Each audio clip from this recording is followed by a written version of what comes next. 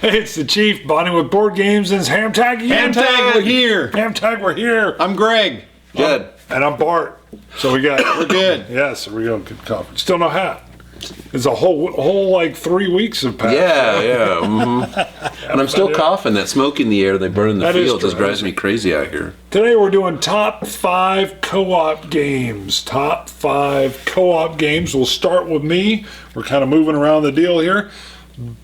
Battlestar Galactica. Battlestar, yep. But you're hated that game. Oh, yeah. But I got a caveat on why. There's an asterisk. Look at that. Okay. It doesn't really look like an asterisk, but there's an asterisk. Hold that sheet up so they can see. Yeah. All right. BSG is my first. Well, okay, there's another one that was my first one. BSG is the first trader co-op game that really caught me. I played it, I believe it was 2009. It was demoed at BGG Con. Really made for a good con. I met Matt Robertson there, Bixby. I love what it did. It's got a real simplistic play, so the actual game itself is rather simplistic. The game itself is how you play the other people at the table. Hence, you were present when the game died for me. Mm-hmm. I taught some cop buddies how to play it. They were like, holy moly, they didn't know games like this existed. One of them was only video games, and now he was like, wow, you can hang out with your buddies and do something together and have a really good time? Mm-hmm. Yeah, board games.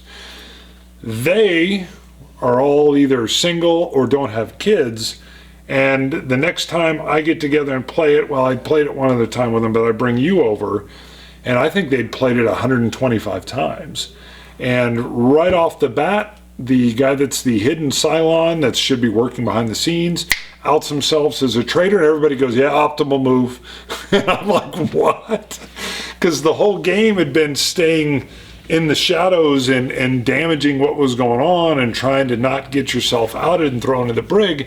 And they'd figured out the optimal move was just come out early. There's no point for all this hidden tension, and just start jamming them. And you and I were both kind of like, oh. This game sucks. And then it was just a 3-hour like, that sucks. Yeah, the weak part is it's incredibly repetitive. Yeah, it is. And the whole fun of it is trying to figure out who the Cylon is. Yeah, I need red cards and blue cards. Okay, so you're throwing in trying to get the thing so it doesn't fail. And the only thing that brings the tension is when, we've thrown in 2 from the blind. And, but there's 3 bad ones in there. Cylons at the table. And there's this whole halfway point. Well, that all goes out the window when the optimal move is I've outed myself. Yeah, one of the times we played. It really did break the game? Yeah. It ruined it for me. I think it plays well. They love it. They've got all the expansions for it. They had played almost to this uber level where it was still fun for them. But for me, it was that tension level that was there, that co-op and who's dirty at the table. And they'd learned, who needs that? Yeah, the best one I played was, I think the second time I come over, y'all played it. I was one of the Cylons. Yeah. Right off the gate, actually I think I'm halfway through I got it. I kept that thing a secret till the end. Right. I mean, last play I go, by the way, there's 2 things because everybody's playing face up, and I go, number 1, I'm the Cylon. Number 2, you guys just lost the game. And it's like, yeah. But, and that was what. So I haven't played it since then. Yeah. And I look for co-op and / trader games that can't be. Outing the tension is what the game is. Yeah, BSG was like one of my 3 favorite games when I first played it because the most important thing for me in gaming is connecting thematically. If I'm not into elegant games with no theme, it's yours. But no, it's I gotta have the theme. Whether it's war game, I want that chrome to make me feel like ooh, that's such a cool little tidbit. And it felt like the show. Yeah, and it was the first 2 seasons of the show. Can you imagine the first episode? They all come in, hey, we're Cylons. Yeah, we're taking over your ship. And I was like, yawn. It's like it wasn't there. So it is number 5 for the reasons stated, and then it's no higher than number 5. My rating went from like 10, 8, 6, I think it's like a 5 now, and I'm just like, this game is only as fun until people figure out how to break it. And I had some others on my potential list, and I thought the story behind this is worth telling as far as co-op goes, because it really encapsulates how co-op for me can suddenly go blah. So that's also why it's on there. Me next? Yes, sir. Okay, the thing I want to say about co-op games is I don't have very many co-op games. Just by their nature, they are multiplayer games, so if people want to play them, the other people usually own a copy. But it was kind of difficult for me to pick it down to 5. because I've enjoyed many of the ones I've played. Not enough to get them, not enough to ever suggest them, but I've enjoyed playing them. That said, my number 5 is Space Alert. I'm not sure if you've ever heard of Space Alert. You're on a spaceship.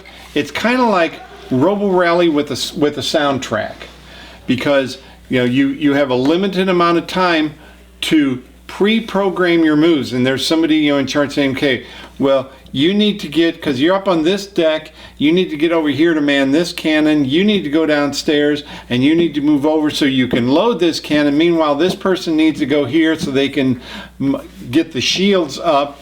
And so you're trying to plan all of these moves in a limited time, and then after you think you've got your moves programmed, again, like the Robo Rally game, move to deck B, perform an action, then move back, perform a second action. Then after you've got all of that pre-programmed, then you execute it and find out, oh, I was supposed to go to the left and instead I went to the right. And so this gun's not loaded and I'm not doing anything over here, which, it's a hilariously frustrating game. The only problem with it, and I have not played it recently, the soundtrack adds to the game, red alert, something coming in from this sector, communications route, which means we can't talk until they let us talk again. But the soundtrack, unless you almost need a Dolby system to hear what's going on. We had to have one person that was not playing and just listening to the soundtrack and saying, oh, this is what just happened. So that made it kind of bad. You need to be able to hear what's going on, but it's a immersive experience oh, we took out this, this one got us, we lost. But Space Alert, my number 5 cooperative game. Okay, my number 5 is Lord of the Rings, Reiner Knizia game. Little weak on theme, which is funny when I talked about the theme. It's supposed to be a Lord of the Rings style game, and you're kind of the Fellowship, except you're only hobbits. So, okay. But really you're token collecting on each board. It's got 4 boards. You're going through various steps, collecting cards and doing things like this and trying to progress through these maps. And then there's another track that has Sauron and then your hobbits on it. And whenever you end up in the same space, he's moving towards you all the time, never going backwards. I don't think there's any way for him to go back. You're moving up and you can do things to move back. But once you're in the same space, you're dead. And if he eats the ring bearer, you just lost the game.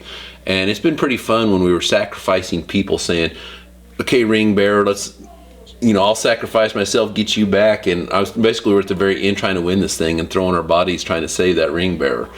So there's a lot of tension built into the game. It takes about 90 minutes to play. I think War of the Ring is a more immersive experience. Not a co-op, but... Yeah, it's not a co-op. Right. But I have a buddy of mine who's not really a hardcore gamer. He loves to play this thing. Wife plays it. We like to sit down and play it. My kids watching. Once they get into Lord of the Rings, they'll probably want to play it with me. But like I said, it has some parts of Lord of the Ring. My buddy Aaron, who taught this to me, is hardcore Ameritrash. Absolutely despises Euros. And I asked him once, why do you have this game? He taught it to me. He said, you put Tolkien's name on anything and I'll buy it. But it works to some extent. And if you like Lord of the Rings, you'll probably go for it.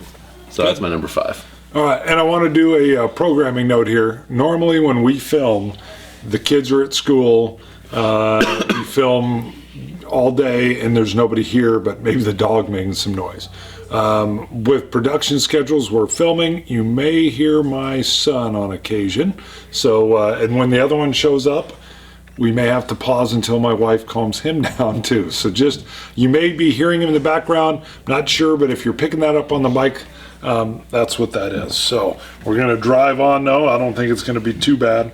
My number 4, Shadows over Camelot. Hold on one second. It is the first co-op game I ever played. It's a little bit of that the set collecting, where it didn't grab me on the theme quite as much, but it works so well. And you're not guaranteed to have that trader in there, which I like too. I've played a few games of it where we're like, I don't think anyone's bad here.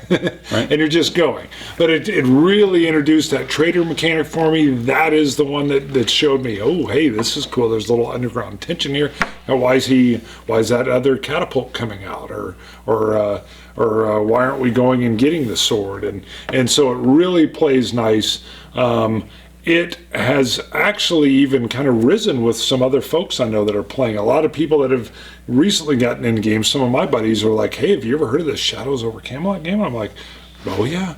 And so it's really stuck around. Days of Wonder game, really, really nice. My number 4. My number 4 is a card game, Sentinels in the Multiverse. It's one where you are all superheroes, and you've got a deck of your powers, and then there is a super villain that you have to deal with, and so you only get to use a few of your cards in a turn, and you might be able to damage him a little bit and heal this person. I might be the person that can control the minds of others and control the minions that he's bringing, things like that. So it's like any superhero team story. Lots of expansions available for it. The reason I like it is because it's very easy to figure out. It's easy to scale to different levels. If you've got a person who's never played before, you give him here. This is the person, and basically he's our tank. You do this. You'll be able to figure out the cards. Oh, we need somebody who can handle all of the psionic ability. Well, you've played it a lot. Here, you be this person, and it still works out being balanced. And every time I play it, it comes down to we are this close to winning and this close to losing. So Sentinels of the Multiverse is my number 4 co-op game. I have it. It was a little fiddly, and then they came out with the app, and I got the app right away. I went and got the app for it because I thought, cool, it's going to take care of that. It's going to take care of, like you were saying, some things that it can get technical sometimes. Like this thing changed with this thing, which then doubles this thing, and it's like, whoa, and the villains are brutal. I'll be all set to do something, and all of a sudden this guy can't move on this turn. He's stuck. And I'm like, oh my gosh. So have you ever played it? Okay. Hey, there you go. I've only played one of your 4 so far, BSG. Oh, there you go. Okay, my number 4 is Forbidden Desert. Matt, what's his name? The pandemic guy. He made this. Okay, thank you. Follow-up to Forbidden Island, which this one is, I like this a lot better than the other one. I thought there's more ways to die, so the choices are a lot harder in it. You're supposed to be in the desert trying to find pieces of some magic machine to put it together and fly out of there. And you're fighting sandstorms, you're trying not to dehydrate, things like that going on. If you're familiar with Pandemic or Forbidden Island, you kind of got the feel. It's like, oh, this is an outbreak, similar ideas in this stuff. But I just thought it was a lot more interesting and challenging than the other game. It's like a 30 to 45 minute. My top end, Forbidden Island, my youngest when she was 6, and she won the game her first time out when I couldn't see the move. So does she hate it now? No. It was a joke off screen we talked about. No, it was on the other game, on the other deal. I think. Okay. Maybe not. Go ahead. Sorry, I ruined your flow. It's funny because we're at the end, and I was like, kids, I don't think we can win this. And my youngest goes, what if we do this, this, and this? And I go, well, that'll win the game. I was like, you're 6 years old. You're not, because I told the oldest one, let her come up with it. Don't tell her any ideas. Then if she comes up with something, you can suggest something else, and she'll make the choice. And she come up with that. I was like, you're 6, and you're not supposed to know how to. You're not anywhere near the age limit of this. Sweet. Yeah, so this one's a little more. So it might need to be 8 before you play it. But it's a lot lower than its age limit. You can teach people. It's a good intro game idea to co-ops. And if the reference was something that wasn't on video, basically when he wins a game the first time out, he's like, Yeah. If you beat me, I'll probably like your game. If I win at it, the game must be broken. If I can beat you, your game must be broken. That game must be great. So, all right, my number 3 is Police Precinct. I don't ever play this with the dirty cop in it. It has nothing to do with my profession being police. It's hard enough without having a hidden traitor in the game. I backed the very first version on Kickstarter, and I backed it primarily because of what I do, and I was very nervous that there hasn't been really any good police games that have come out that I can think of off the top of my head. I was very happy when it arrived, and it was very thematic, very fun to play. I've taught it to some cops. They all come in going, board game about police, and then they get it. We're trying to keep the city from going bad, and ultimately we got to catch this murderer, and we've got to go to these crime scenes and process them and interview witnesses, all spot on. But by the way, there's gangs building up on that block and this block, and a riot just came out, and there's got to handle the street situation. Yeah, right. There's calls coming out of different variety and all these different ways that you can lose, which is what makes a nice co-op game. That system's working against you works very, very well. I think this is public. I was talking to Common Man, Carl Finner, and they're working on an app as well, so you'll be able to play it in an app version. It is on Tabletopia, which I got to partake in and play. Have you ever played anything? No, seen it. I'm aware of Tabletopia. Love that idea of it. So it's out there in multiple different areas that you can access it. Is there a second edition of that? Yes. Did that change it? No, they cleaned up some things. There was some small little errors, like the compass got flipped, so east was west, and there was some things of that nature on there.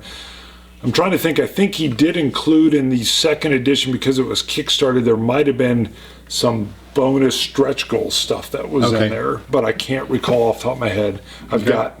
I've kind of got all of it, so that's all mixed in with me. But yeah, cleaned some stuff up basically. So my number 3, which I do have, is D-Day Dice. D-Day Dice is actually, it's designed, I'll say, as a solitaire game. You're rolling dice, and the basic things will let you, the dice results will let you get extra people in your squad, get extra equipment in your squads, or get extra abilities in your squad, and you're trying to work your way up a series of maps associated with D-Day. There's one for Slapton Sands, the training mission on the southern coast of England. So it's your training mission here to just see how the mechanics of it work. Some of them are pretty easy. You got Utah Beach is pretty easy. You've got Pontotoc, the Maryville Battery, Gold Juno Sword, all of those things. The reason I think it is even a better game as a co-op game, if you've got 2 or 3 squads working, there are some particular dice results that will be, you get some troops and you can give some troops to another squad. That works better in the co-op version. And meanwhile, this person might be able to, I'm close to getting a promotion or a higher level officer in the group. He's closer to getting the tools he's going to need to get equipment, and I'm the person that I've got this die roll. I can distribute more men, because basically you're trying to advance off the beach, and if you get off the beach with somebody alive, you win, but if you don't have somebody alive, you lose. So I think it works great as a co-op game. The mechanics of dice rolling, I mean, of course it's easy, but you get your choices. You got it's kind of the Yahtzee mechanic, but Yahtzee with some more brains. Do I want to re-roll all of these, or am I satisfied with these? So D-Day Dice is my number 3 cooperative game. Gorgeous custom dice too. I mean, they really. I mean, it's the meat of the game, but they feel good. They roll well. They're not engraved, I guess, but they feel.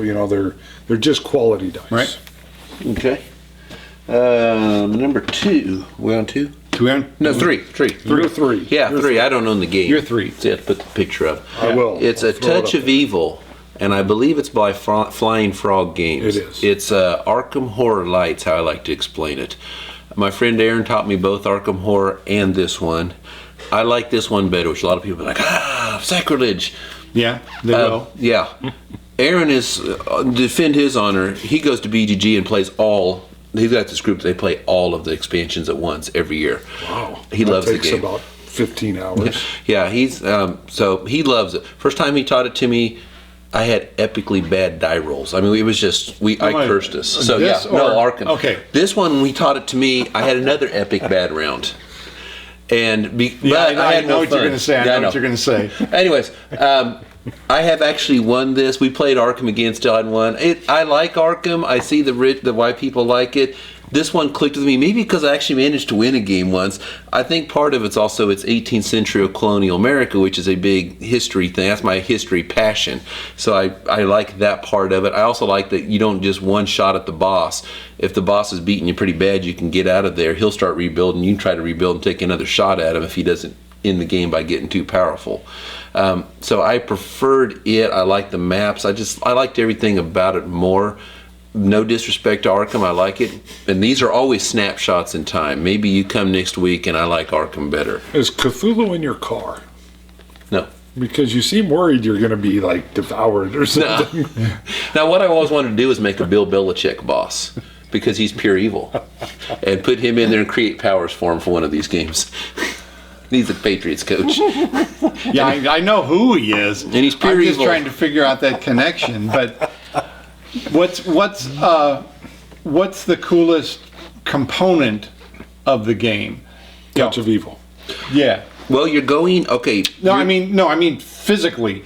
Is it? Are the cards the best part? The characters the best part? The map the best part? What's the physical part of the game? I that love the catches you? map. It looks so creepy, like backwoods horror, like you expect to see the headless horseman pop out as you're going between these places. Is it like 1920s? No, it's 18th century. I mean, it's George Washington. Okay. You got the colonial militia and their redcoats. There are other games that are that era, but Yeah, and the cards are pretty cool. What's funny is they've recycled cards because they used some of these guys in their zombie game, Last Night on Earth.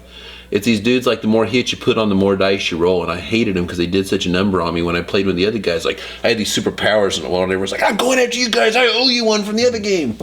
But they have recycled a few cards, and they have an Indiana Jones type of game. Flying Frog, I've not, for whatever reason, I know people love them, but they haven't worked for me, and I kickstarted their Shadows of Brimstone. You'll notice the other one's still in the shrink.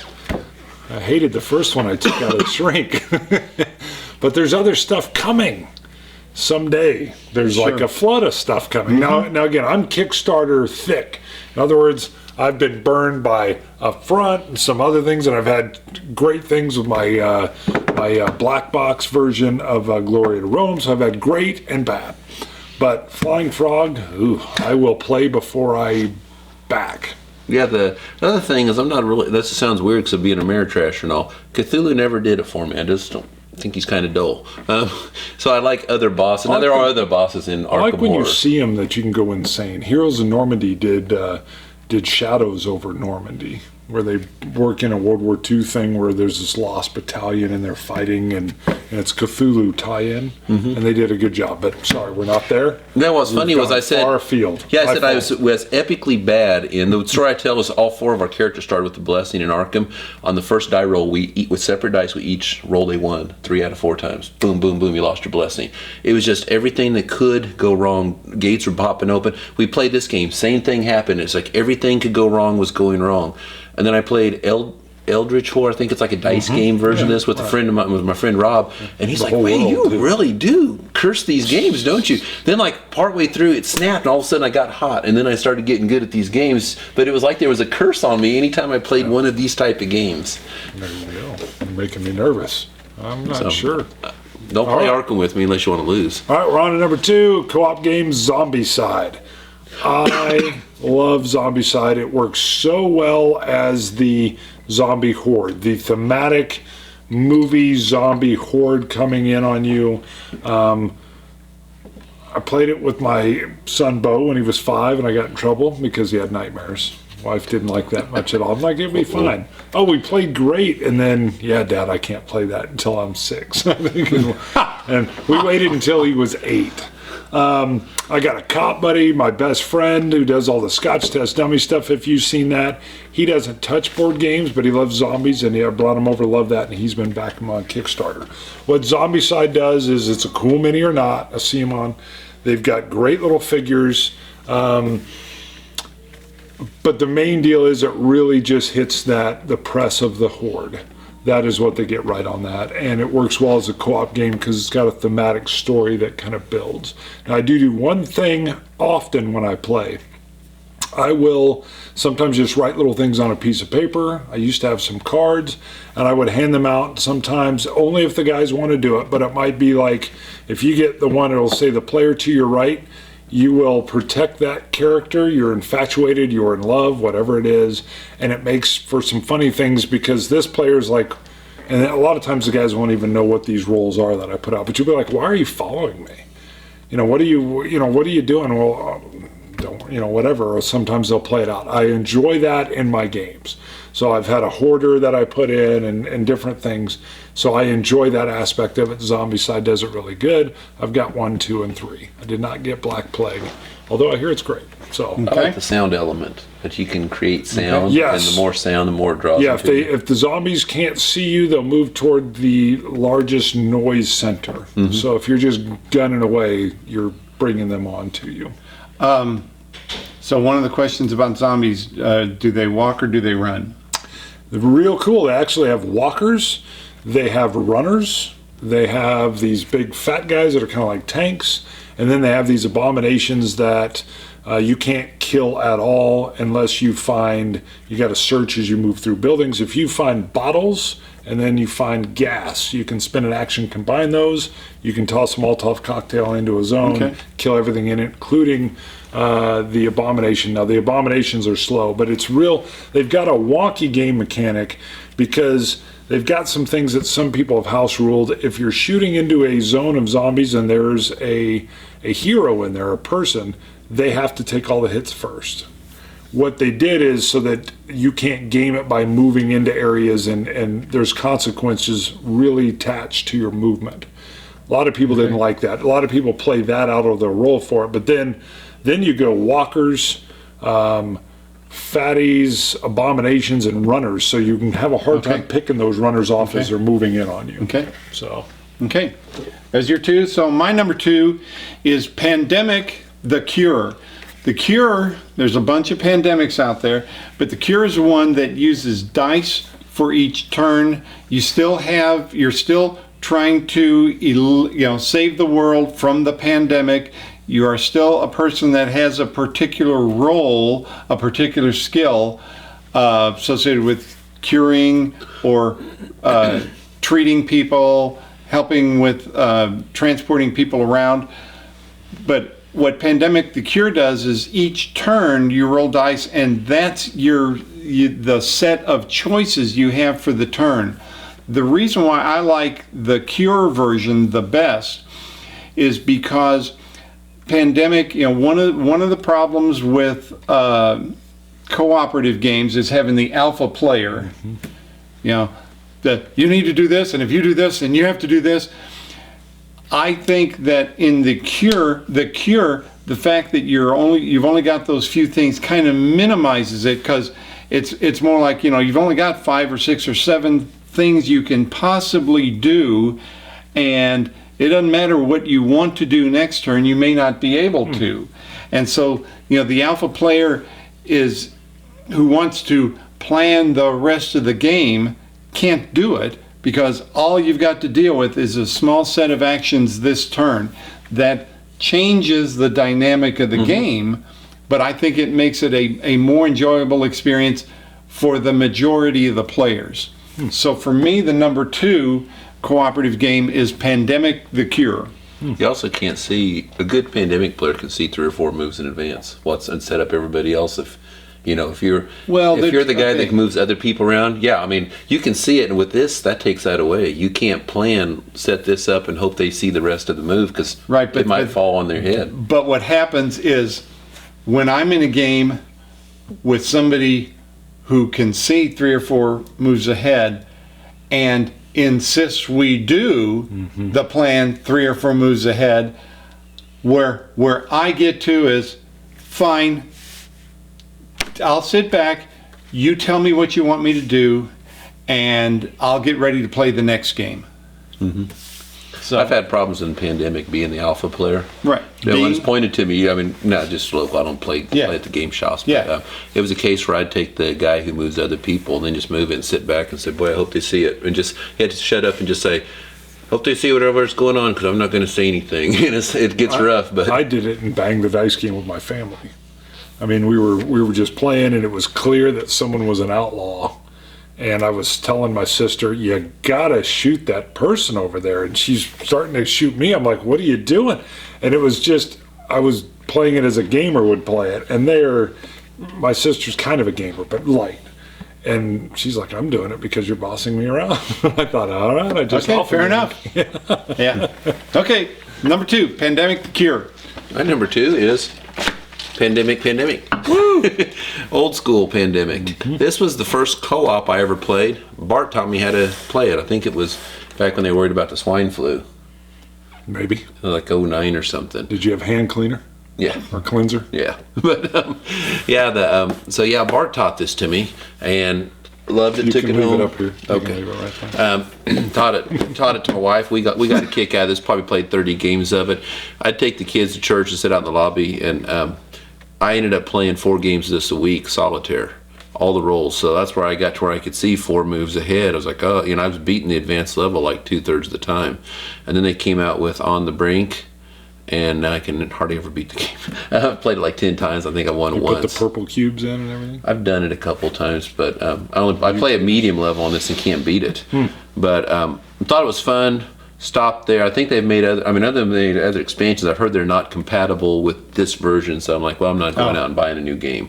I don't know if that's true or not. I know. Yeah, they came out with a new box cover and everything. Yeah, so I don't know if the cards stick out, but yeah, I did like how they created like all of these extra events in the On the Brink expansion, and you stick them all out there, and it's 2 per number of players you have in the game, so you don't know what you're getting. Right. And then the epidemics, they created more than you'll use, and you don't know what their special powers are, and it just created the guy who did On the Brink's the guy who did Race for the Galaxy, and he put something very unpredictable Tom Lehman, in this. isn't it? Yeah, it's something. So if you get good at this game, play On the Brink, and you're screwed. Because it's just, you just can't predict stuff anymore. You don't even know what you got for events. That's the beauty of it. And then they made extra rolls and things like that. So the combination of the two. But yeah, I had so much. This is one of the few games I ever played 100 times. Because most war games, that's what I usually do. Good luck to play them. 20. Because when you set them up, and they take all day to play. So this one I've actually played a lot. Yeah, it takes 45 minutes too. Yeah, it's a 45-minute game. All right, so to the number 1. Oh, that's why I could leave it up. Yes. Okay. Be careful. Pandemic. All right, I won't lift it up. Now, I have Pandemic Legacy right over here on the shelf. It hasn't made it to the table yet. We're wanting to get the boy into it. It's got the story-based element. Everybody I've talked to, without spoilers, has said really it's Pandemic. They even have a deal where you can just play Pandemic and not do the Legacy stuff if someone doesn't know how the system works. So I have a strong feeling once I play Legacy that would have taken this spot, but it's the tightness of Pandemic, 45 minutes. It is the real nice co-op nature that as you're working together in your special powers, and I love being the medic. I also like being the dispatcher. You do have to watch the alpha player in this, but it is the one, in my opinion, that really set co-op as this is going to be its own genre of games. It had dabbled in and been here or there, and this took everything by storm, in my opinion, and everybody was playing it. And now with what they're doing with the Legacy and that story-driven element, I'm even more excited. I have a hard time with it sitting over here and not getting play because I really want to get into it. But Pandemic is my number 1 co-op game. One of those, when you played it 100 times, I mentioned this. I actually lost this game on the first play, first turn. First turn. The way the cards are set up, all these 3 cube areas right next to each other. And when I flipped the first one over, just outbreak, I ran out of red cubes. It's like, wow, I had no prayer. I couldn't even get over there fast enough to get to start caring. It's like, wow, I lost the game. There's actually an entry on BGG if you look at it. People were giving me a hard time about it. It's like, note to the CDC, never hire this guy. Okay, before we get to my number one, I just want to mention again a couple games that I have not played enough to get on the list, but I think are both really good co-op games. One of them is Grizzled, The Grizzled. Yes, World War One. World War One, where you're just trying to survive all of the bad things happening to you. There's kind of a subset of cooperative games where you're not trying to do anything good. You're just trying to survive. Red November is like that. You're gnomes on a submarine, but Grizzled is one of them where you're just trying to survive living in the trenches. I've only played it a couple times, and I haven't played it enough to really get a feel for it. But I have high hopes for that one, and Freedom, the Underground Railroad. I've done my first game trade to get a copy of the Freedom, the Underground Railroad. I have played it, but I want to get it because I want to try it more. I just wanted to mention those two, but my number one, which has already been mentioned, is Shadows over Camelot. When you mentioned it, you said the theme is a little light, but I think for a new player, the theme of going for the Holy Grail, going for Excalibur, fighting the Black Knight, it is set collection, but you can kind of grasp how you're doing it. You can grasp that the Lady of the Lake is, you're getting closer to Excalibur, and now you're moving away from Excalibur, and those kind of things. Plus, you mentioned the trader aspect. One of the best co-op games I ever did was we did an 8-person Shadows over Camelot, wow. And we ended up with 2 traders, and I was one of the traders. They found me out pretty early in the game, and so they kind of neutralized me, and then we went on, and I was like, I think this is going to be pretty easy. So if you want to survive, you can do that this turn. I was giving actual helpful things because I thought, I don't think you guys are going to be able to do well enough. And then at the very end, I said, so to another player, said, oh, now what you want to do is this. And the player goes, no, I'm not going to do anything. I'm going to put a siege engine. I said, but if you do that, they're going to lose. And she goes, yes, I know, because she was the other trader, and she had fooled them completely the whole game because they were so convinced that I was the only trader. So, Shadows over Camelot is my number one cooperative game. Okay, my number one game. I said the most important thing to me is theme. This game is all about the theme. It's 10-2, and you got these expansions. Legendary, my Marvel Legendary. Superhero game based on the Marvel Universe. The reason this one clicks with me, when I started reading Spider-Man and I was 5 years old, the Gwen Stacy clone, the original clone for you old school people out there. Read it all the way until that clown Joe Quesada ruined it by running off Joe Straczynski, the writing, and ended Peter's marriage. That's about 36 years of comics, about 3,000 of them. So Spider-Man and me were like this. So that automatically got me because I love Spider-Man. You read enough of it, you learn what these other guys are doing. If you look at the mechanics, if you're one of those guys who are into elegant mechanics, this isn't your game. This is collecting stars and scratch marks. What works, if you know the background, is how they make such a simple mechanic fit into these comic book characters. Example, Spider-Man. You get his card, it's a deck builder. You flip the card over, you get like 5, you put it down, and it says flip over the next card. If it costs 2 points or less, you can keep it and play it. Otherwise, put it back.